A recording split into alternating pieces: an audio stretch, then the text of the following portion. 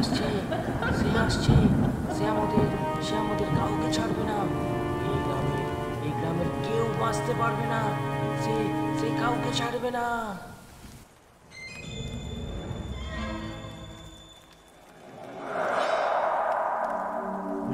ভৌতিক, গা ছমছমে, রোমহর্ষকর ভূতের ঘটনা শুনতে কে না চায়। আর সেটা যদি হয় সত্যি ভূতের ঘটনা, তাহলে পুরানো দিনের সেই দাদু ঠাকুমার কথা মনে পড়ে যায়। তাই সত্যি ভূতের ঘটনা অবলম্বনে আমাদের হাড় হিম করা ভৌতিক নিবেদন, গোলাবাড়ির গোভাগার।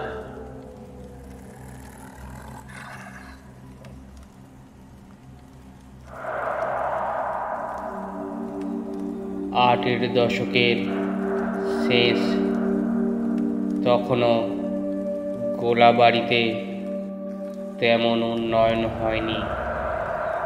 ট্রেন তো দূরে থাক, বাস কিংবা পিচ রাস্তা এই গ্রাম থেকে 15-20 কিমি দূর। সরকারি তৈরি কাঁচা মোরাম রাস্তাও তেমন তখন হয়নি। প্রাকৃতিকভাবেই মানুষের ব্যবহার হতে হতে ঝোপ জঙ্গলময় সরু মোরাম পথেই মানুষের হাঁটা চলা। 10-20 কিমি পায়ে হাঁটা তাদের সে সময়ে কোনো ব্যাপার ছিল না। আর এই আঁকা বাঁকা বন জঙ্গল ভেদ করা সরু মোরাম পথে আমার বন্ধু হকের বাইক ছুটত। সে ছিল একটি গরুর ডাক্তার। রাত ভিতে কোনো গরু অসুস্থ হলে এই কাঁচা মোরাম পথ ধরেই তাকে যেতে হতো। আজও আমি হকের সাথে বেরিয়েছি। উচ্চ মাধ্যমিক পরীক্ষা শেষ, তাই তার সাথে ঘুরে বেড়াচ্ছি।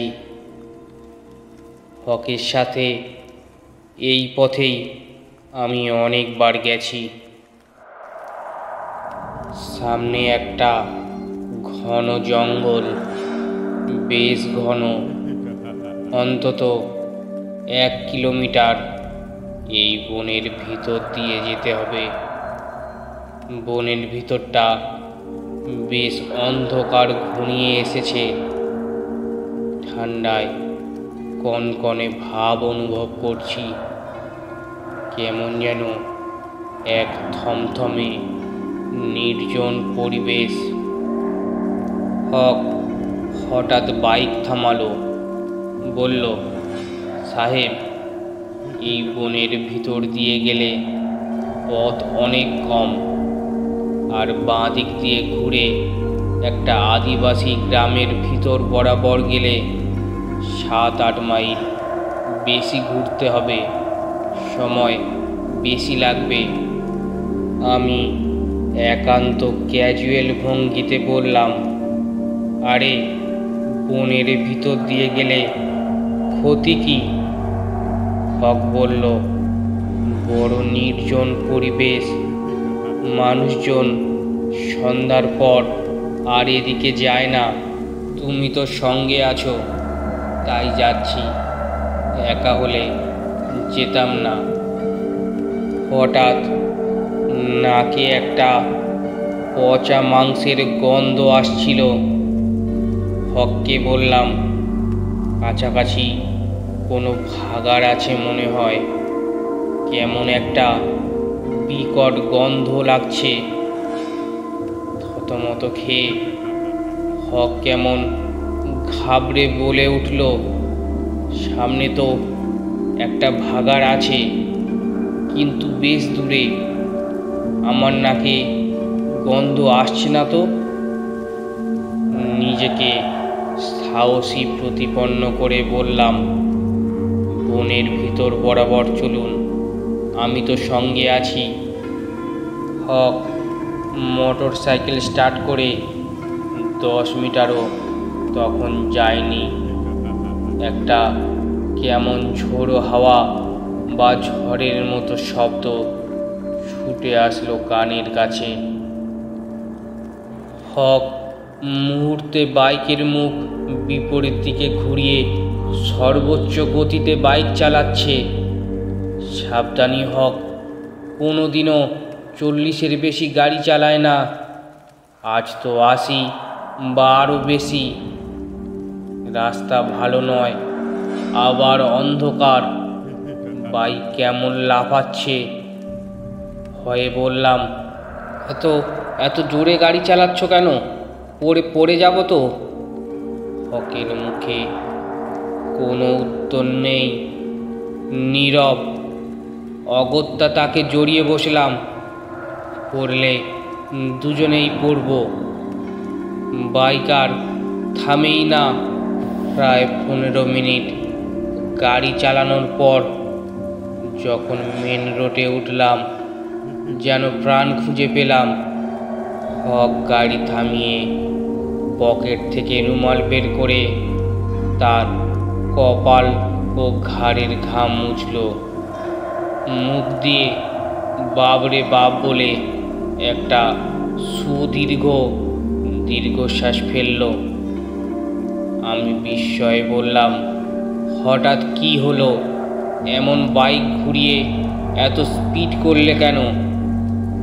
হক কথা শেষ হবার আগে বলে উঠল, কেন, তুমি কিছু দেখোনি? একটা শব্দ শুনেছিলাম, কেমন ঝড় আসার শব্দ। সামনের দিকে নজর দাওনি? কিছু উন্মত্ত মোষ আর গরু কি ভীষণ ক্রোধে শিং উঁচিয়ে তেড়ে আসছিল।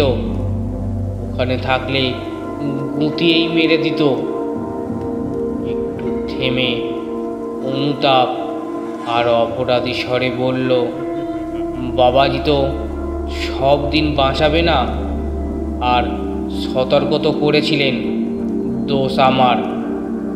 আমি বিরক্ত হয়ে বললাম, কি আংবাং বলছো? মাথায় কিছুই ঢুকছে না, খুলে বলো না।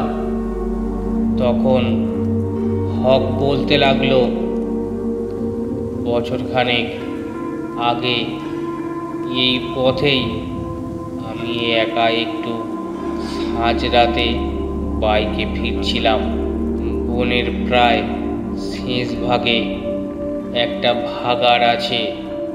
মৃত গরু, মোষ, বাছুর, কুকুর, বিড়াল সব ফেলা হয়। ঠিক ওইখানে আমার বাইকের স্টার্ট বন্ধ হয়ে যায়। আমি হাজার চেষ্টায় গিয়ারের ধাক্কা দিয়েও গাড়ি স্টার্ট করতে পারলাম না। নির্জন পরিবেশ, নিঃসঙ্গ বনের অন্ধকার। রাত বাড়ছে, বর্ষার দিন। মেঘের বিরামহীন গর্জন, বিদ্যুতের ঘন ঘন ঝলকানি। বৃষ্টি যে কোনো সময় নামতে পারে। হঠাৎ ভাগাড়ের পচা বিকট গন্ধে এলাকা ভরে গেল। তার সঙ্গে ভাগাড়ে কখনো গরু, কখনো মোষ, কখনো বিড়াল একই স্থানে রূপান্তরিত হচ্ছিল। এক অলৌকিক ভীষণ দৃশ্য। আকাশের বিদ্যুতের আলো চমকালে ওদেরকে দেখা যাচ্ছে, আর অন্ধকারে ওদের চোখগুলো কেবল ক্রোধে জ্বলজ্বল করছে, যেন খেতে আসছে। হকের প্রাণবায়ু বের হব। আচমকাই এক মধ্য বয়সের মানুষ পিছন থেকেই আসছিলেন। থমকে দাঁড়িয়ে বললেন, কি হলো? আমি কাকুতি মিনতি করে সাহায্য চাইলাম। তার আসার কারণ ও উপস্থিতির কথা বলল। বিদ্যুতের আলোয় যতটুকু নজরে এলো, ভদ্রলোকের গায়ে গেরুয়া বসন আর গলায় রুদ্রাক্ষ, খালি পা। বললেন, কই দেখি বলে উনি বাইকের গিয়ারে পা দিলেন। ম্যাজিকের মতো বাইক স্টার্ট নিল। ওই ভদ্রলোক বললেন, চলুন, তোমার সাথে গোলাবাড়িতে যাব। যাবার পথে ভদ্রলোক বললেন, এই জায়গাটা ভালো নয়, তিথিটাও আজ খারাপ। একা রাতে কোনো দিনে পথে যেও না। 5-7 মাইল দূরে গোলাবাড়ির পিচ রোড পাবে, ওই পথটা নিরাপদ। আমি কি বলে কৃতজ্ঞতা জানাবো ভাবতেই পারছিলাম না। তখন পিচ রোডে সবে উঠেছি। দূরে টিম টিম করে গোলাবাড়ির কিছু বাড়ির হারিকেন জ্বলছে। আমার অনুভব হলো পিছনের সিটটা হালকা। ঘাড় ঘুরিয়ে দেখি পিছনে কেউ নেই। আমার মনে হলো কোনো ঈশ্বর বা আল্লাহর দূত আমাকে রক্ষা করেছিল। আজও কোনো ঈশ্বর বা আল্লাহর দূত আমাদের রক্ষা করল। ঘটনাটি কেমন লাগলো অবশ্যই কমেন্টে জানাবেন। আর ভালো লাগলে চ্যানেলটি সাবস্ক্রাইব করে নেবেন। ধন্যবাদ।